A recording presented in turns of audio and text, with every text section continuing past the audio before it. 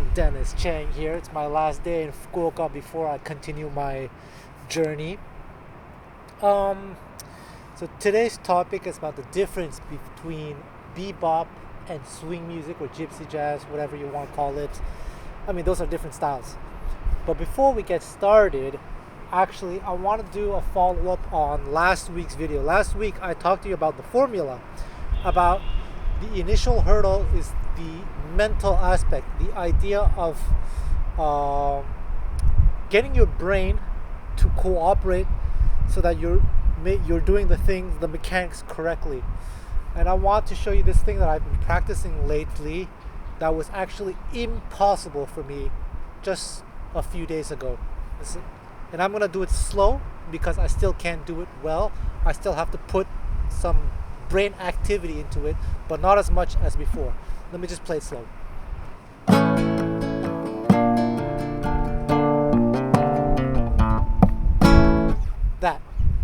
This was extremely difficult for me 2 days ago, and I had headaches. I had to take breaks every 30 seconds. That's how hard it was. What was hard about this? It's this part. And you can do this with a pick. Here, you guys can try with me. Where's my pick? Here's my pick. It's all in the left hand. Well, yeah, it's in the left hand. These are the notes. B flat, C natural, so with the hammer on, D, D, C, pull up B flat, A, then go to this chord. This is how flamenco players play their 8 chords. So index, index, middle. So that is brutal if you try to do like this. This is what's hard, this.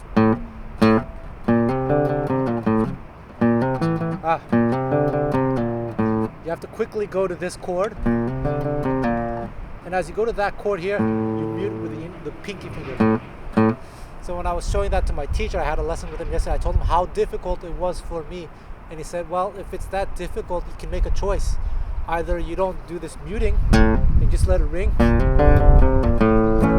which is fine, but it's an artistic choice.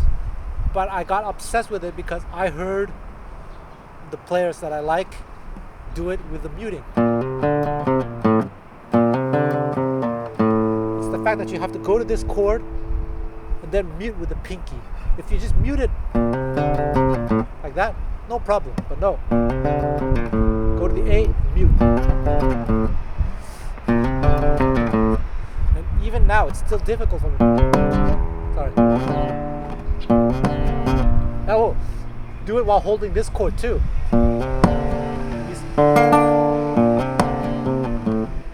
So hard.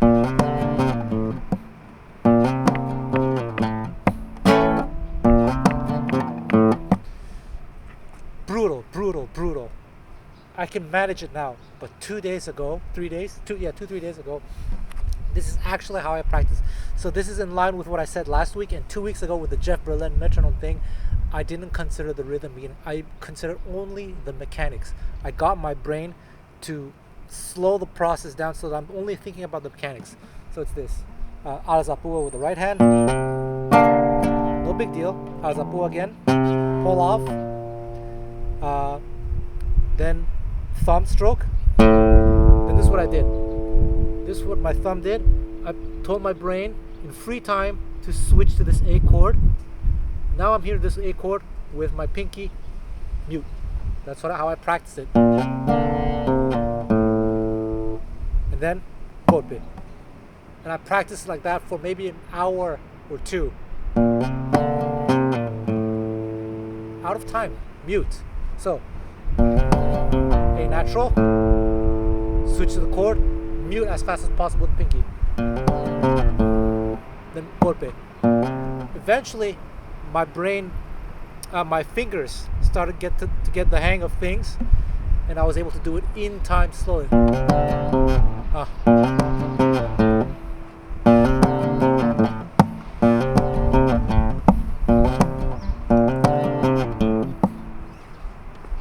How hard was that? It was so hard, and I practiced it. So yeah, so that was a follow-up on last week's video and 2 weeks ago. But today's video is about bebop. in this video, I actually want to promote 2 courses on my Sound Slice. There's a course on bebop vocabulary where I go in detail about how you construct bebop lines based on the melodic scales. And then there's another course on phrasing, but it's more about the bebop lines, but the phrasing does matter as well. Okay, I'm gonna do something for you now. I'm gonna play something over blue bossa. I'm gonna first play in a I'm gonna play in a very quote-unquote diatonic but melodic way, and then I'm gonna play in a very bebop way. And by the way, I got this thing here just for you guys so I can make better videos with backing tracks. So I just connect this to my phone, close all the apps. Grinder, no, you guys shouldn't be seeing this. Sorry, children. I met my girlfriend on Grinder. Maybe I have some form of Tourette's. It wouldn't surprise me. Blue bossa backing track. Alright, which one comes from? Martin Joigny. Great guy. Simple first.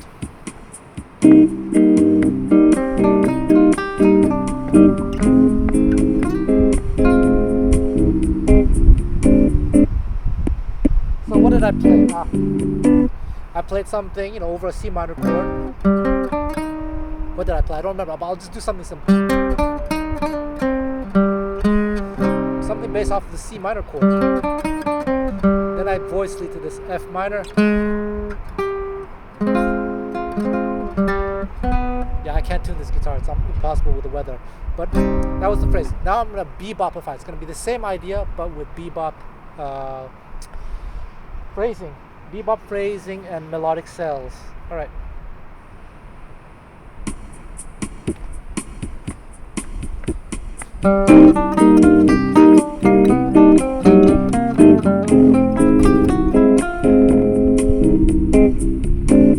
So what did I do? I don't remember. I think I did this. Well, first of all, because I know I was going to play more notes, I had to start my phrase a little bit earlier. And I was just winging it, actually. So part of this is instinct that you have to develop. But what did I do? I should have planned this ahead. Yeah. This is how I connected this to the F minor. From the C minor to F minor, I did this. Whereas before, it was just this. So there's this joke. I don't know if it's Sidney Bechet or Louis Armstrong who said that the difference between bebop and swing music is that it takes more time to get to the right note in bebop. And that's pretty much what I did, right? It took a whole lot more time. Like I had to do this. Whereas before it was just this.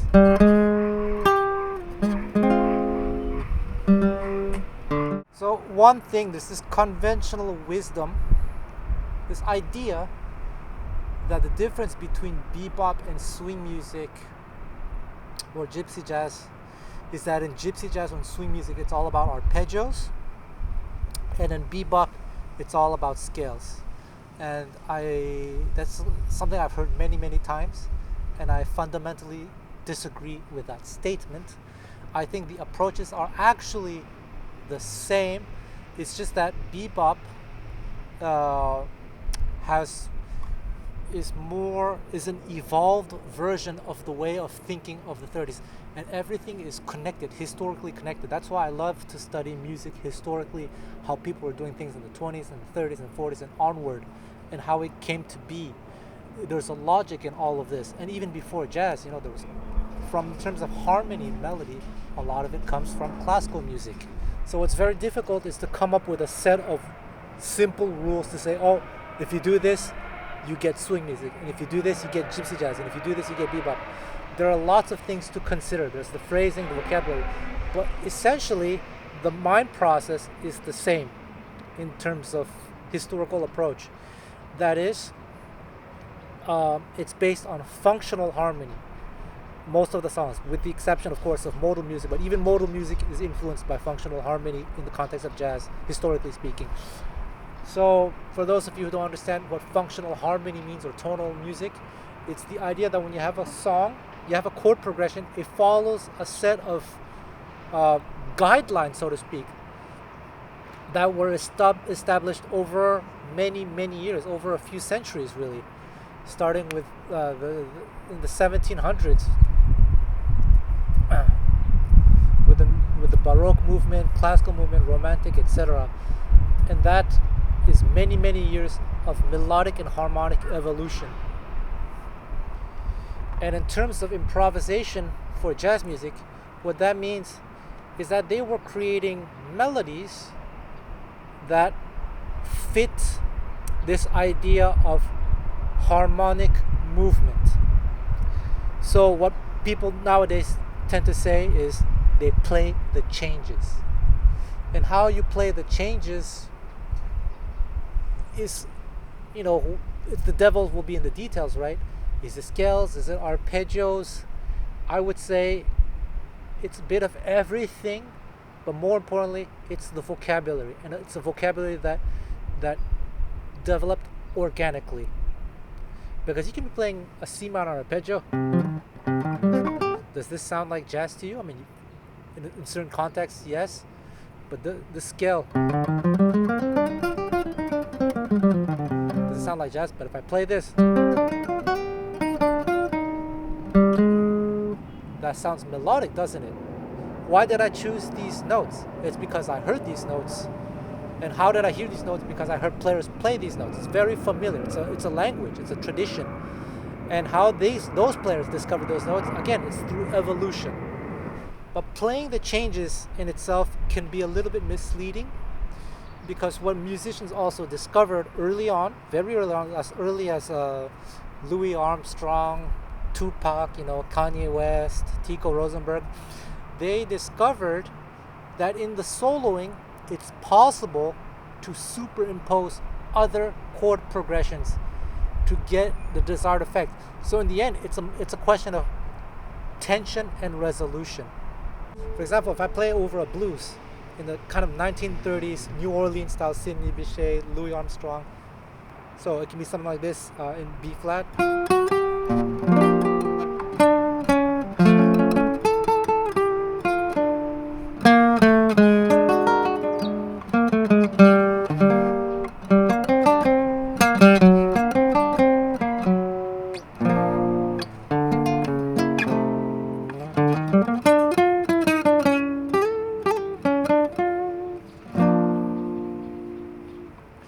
There are certain things that I was implying here. It's a blues, right? In the 1930s style blues, the progression could be many different things. It could be just this, B flat for 3 bars, B flat 7, E flat, not even dominant, back to B flat. But what I did in my solo here, I played B flat with a 6, and then on the second bar, I applied this F7, F augmented. Very typical of the 1930s. And then to B flat 7. The E flat, I did this. And even though those chord progressions stayed on E flat, I implied E flat minor. It's all voice leading. So it's this idea of harmonic direction, implying certain changes. Whereas in bebop, for example, let's say you have a B flat chord, B flat, you can maybe do.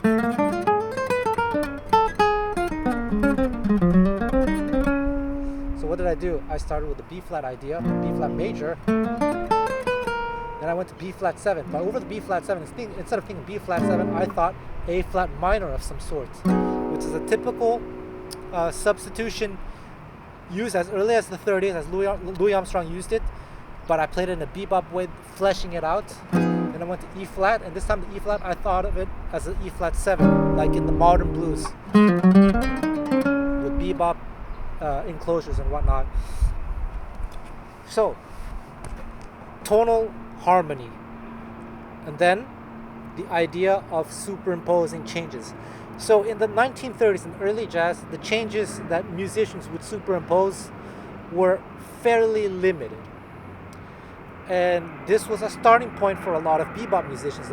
So they were already aware of this concept, and they kept pushing the envelope. And that's what we come up with what we have today. Because when bebop started, people argue about this, but let's say in the 40s with Charlie Parker, Yngwie Malmsteen, Dizzy Gillespie, a lot of the things that they did were still fairly limited. And personally, based on the things that I've transcribed, that I've listened to, it wasn't until the end of the 50s or maybe early 60s that the bebop language as we know it today, as it is taught in music schools by teachers and books and whatnot, was not fleshed out until then. So beginning 60s. Joe Pass, that whole era, using like altered scale, symmetrical diminution, all that stuff, and all these different substitutions. Like for example, if you have a 2-5-1 in, let's say, B flat, you can do, or you can do. Wes Montgomery was a big fan of that substitution. So things were really fleshed out. It took, quite a number of years for things to be fleshed out, to become standardized the way we know it today. So it's about understanding where the chord progression is going, and it's about outlining the changes using either the chords as they are or using certain chord substitutions, and then targeting specific notes to get specific desired effects. And the phrasing is also very important because it's also about connecting chord progressions through good voice leading. And the voice leading is heavily influenced by classical voice leading because that's the result of several decades of evolution, as I said. And you find this in classical music, and that was what inspired the first jazz musicians, because they were improvising using the Western tonal system.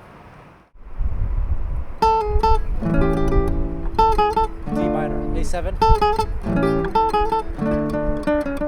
D7, G7, G7, C7, then F7. Now, I see how each chord is being connected. G7. Then depending on who you ask, the chord progression can be different things, but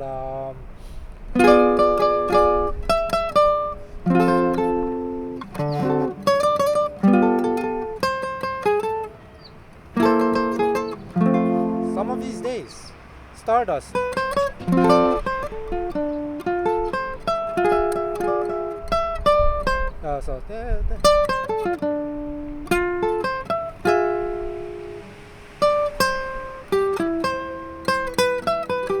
C, E minor, then D minor.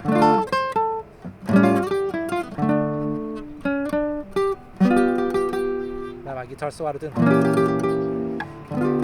I can't help it, guys. I can't tune this guitar. But yeah, voice leading. So as I said, the classical influence is strong, and there's this thing that maybe you guys have heard of. It's called enclosures. So let's have an A minor chord. So here are typical classical enclosures. Major. It started that way. Maybe you guys have heard this. Enclosures, okay? Appoggiatura, maybe that's what they call in classical terms. I don't remember. Well, bebop musicians took this idea and they extended it through chromaticism. Instead of, let's say, they turned it to this with chromatic. And then they realized, okay, what if I did this?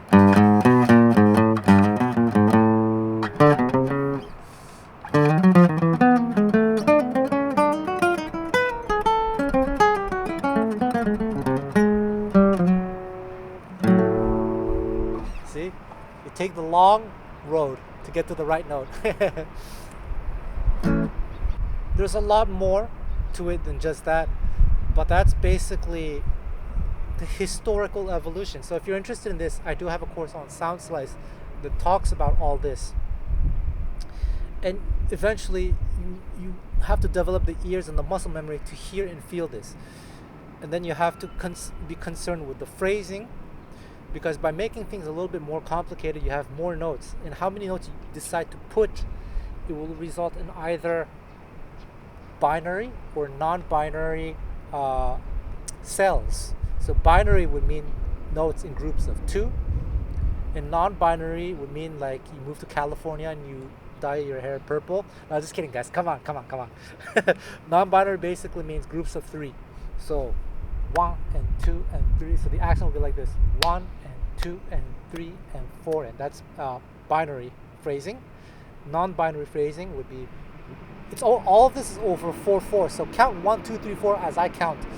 But I'll put an accent like this: 1, 2, 3, 4. 1, 2, 3, 4. 1, 2, 3, 4. 1, 2, 3, 4. You see? And with some of this bebop, this kind of phrasing also existed in the 30s as well. So here's a phrase that I took from Red Garland that demonstrates some of this. So it's all over 4/4. It's over D minor 7 to G7 to C. I think I heard him play this on what is this thing called Love.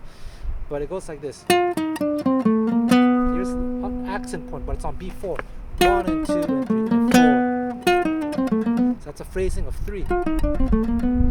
Then 4 and 1 and 2 and 3. And that's another phrasing of 3. So if you think, if I count in 3/4, 1 and 2 and 3 and 1, 1 and 2 and 3 and 1, same thing. 1 and 2 and 3 and 1. It has that feel, right? Like if I just have 1, 2, 3.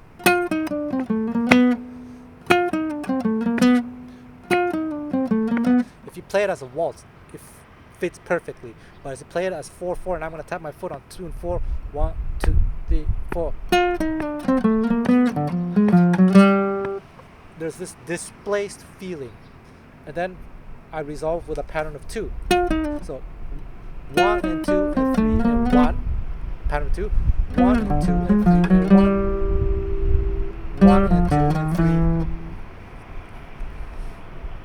or 1 and 2 and 1, 3/4, 3/4, and then 2/4, or 3/8, 3/8 plus 2/8. See, I've turned this into something very, very technical, but this is something that you should actually learn to feel. And this happens also in the 1930s style of music. For example, maybe you guys know the song "It Don't Mean a Thing." It don't mean a thing if you ain't got that soul. Original chord progression. This do up is actually in 3/4. 1, 2, 3. Do up.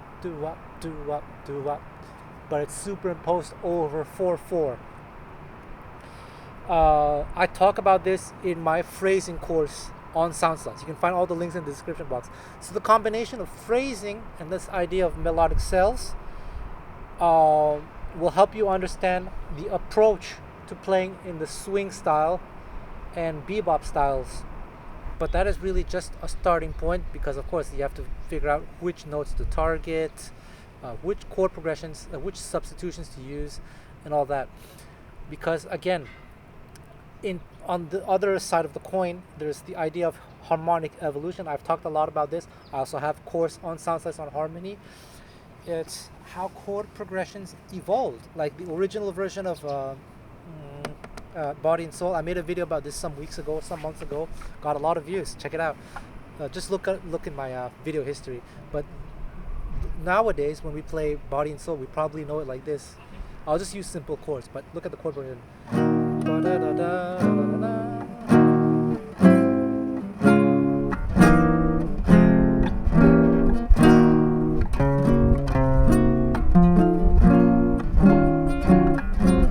And look at the B section.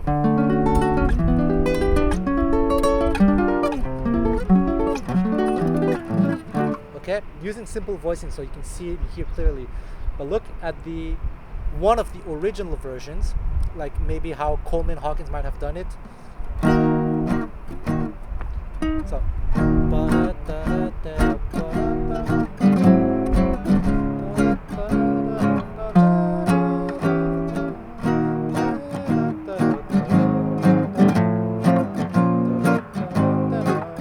B section.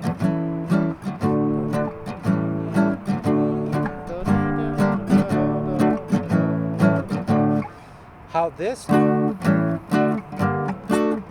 came this.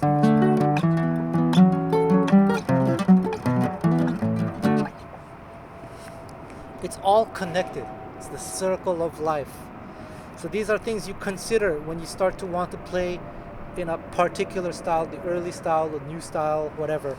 On top of that, there are individual preferences as well, because Wes Montgomery did not play like Joe Pass. Joe Pass certainly did not play like Wes Montgomery.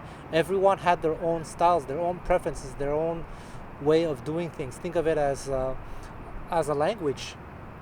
You have different dialects or different ways of speaking English. If you go to the USA, the Northeast, Southeast, the Deep South, California, you go to England, you go to Scotland, you go to Ireland, you go to Australia, New Zealand, different words, different vocabulary, different accents.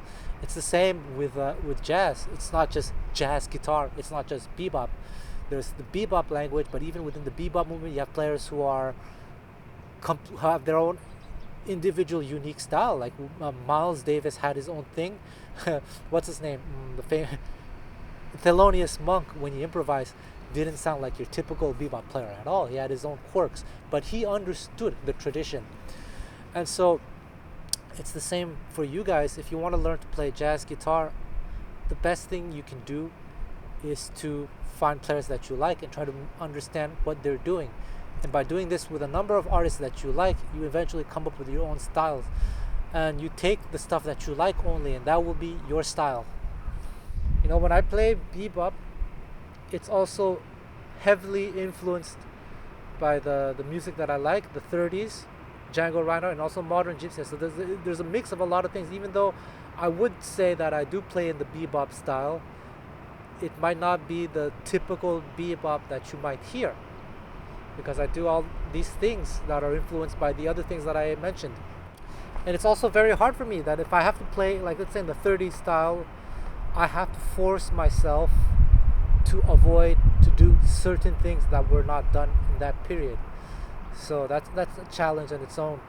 And that's why I think it's also a good idea when you're playing standards to understand the history of the standards, what era, when it was written, and in which style it is written in. For example, songs like All the Things You Are, Autumn Leaves, which are the standards of standards in jazz guitar, those songs are written in a later style that is much more appropriate for bebop playing than the 30s style.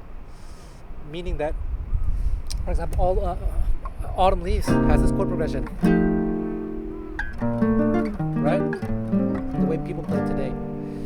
This was not so typical of the 30s style. If, let's say, Autumn Leaves were, by some chance, written in the 30s style, it would actually be more like this.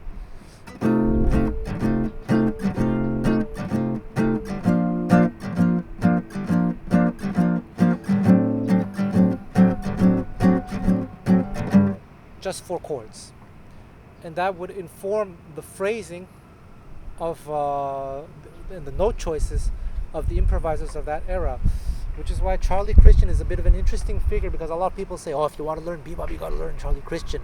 And I think such statements they come out of nowhere. That's a soundbite from the 30s, by the way.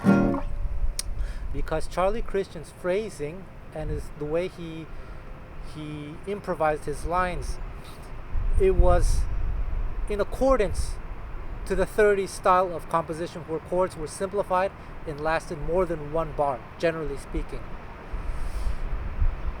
And therefore a lot of his stuff might not be appropriate for songs like Stella by Starlight, the modern way of playing Body and Soul, etc. And it's pretty funny, I use Charlie Christian as an example because there is this box set recording that's advertised as rare recordings of Charlie Christian, and that box set, he's improvising over songs like All the Things You Are, Groovin' High, Hot House. And I thought it was so fascinating, especially All the Things You Are, which has this chord progression where the chords are lasting 1 bar each as opposed to 2 bars, which is typical of the 30s era.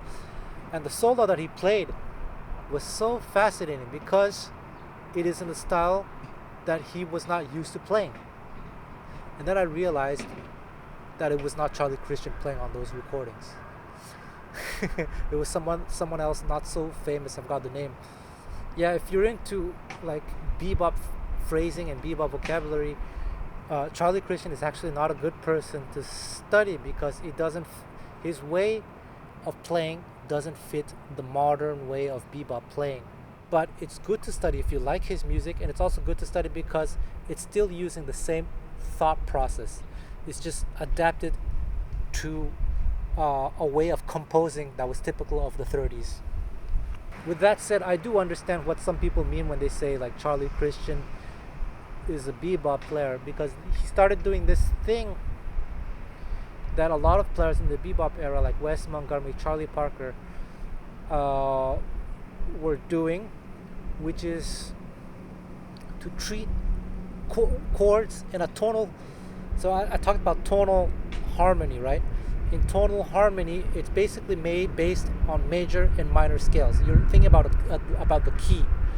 But what these guys would do, they would take a chord progression, especially a dominant chord, let's say A7. And if I asked you, which scale should you play over A7?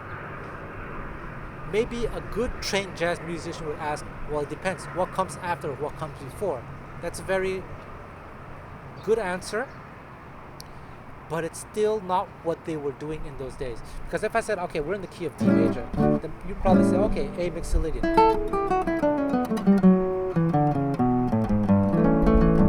According to the chord scale mindset. Or if we're in D minor, probably say what do we call it, D harmonic minor. And that's fine too. But actually what you'll see, what Charlie Christian did is he didn't care. He wasn't thinking about scales. He was thinking about the chord. And then however he wanted to decorate, he could put A with a F natural, with an F sharp. He would mix all of it. And Charlie Parker did all that too. So you could be in the key of D minor, and Charlie Christian would think,